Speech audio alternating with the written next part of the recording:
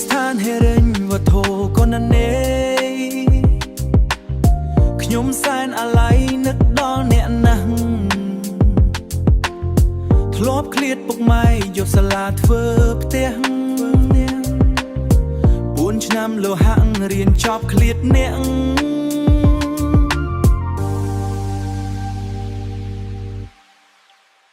លោកគ្រូអ្នកគ្រូសុខទុក្ខយ៉ាងណា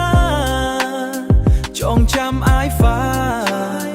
បងរៀនរាក់ទាំងអប់រំឲ្យល្អយកចិត្តទុកដាក់ខ្ញុំនឹងមិត្តភក្តិមករៀនកង់ក្ដៅវិទ្យាស្ថានអាយហ្វាសាលាហេរញ្ញវត្ថុជ្រាលជ្រៅបងរៀនតាក់នឹងបែងអនុវត្តតម្រូវទីផ្សារសំដៅ Digital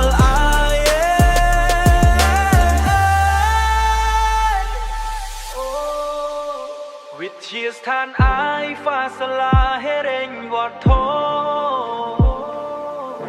កណន័យចាក់ខប់បណ្ដោះជ្រាលជ្រៅបងរៀនតាក់នឹងបែងអនុវត្តតម្រូវទីផ្សារសំដៅ Digital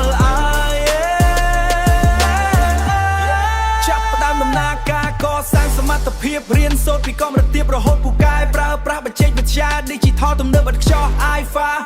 បង្រៀនឲ្យស្គាល់ពិភពលោកថ្មី AI ជាជំនួយគ្មានឡើយការផន់ច្រឡំចេញពីសាលាខ្លាញ់ពីសាលាជាអ្នកជំនាញធ្វើការក្នុងធនាគារក្នុងក្រុមហ៊ុនធំយ៉ាងជឿជាក់ជំនាញពិតប្រាកដនឹងឈ្មោះទៅភាពជោគជ័យណាស់តរុងរឿងមិនថែទីណាព្រោះមានចំណេះដឹងពីសាលា iFA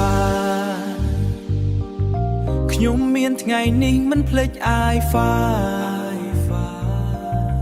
បងហាត់កិច្ចការអនាតនវែងឆ្ងាយជូនពរសាស្ត្រាចារ្យគ្រប់រូបកាយ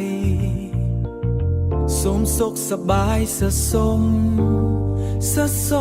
ដឹងគុណសរសូមដឹងគុណ iFA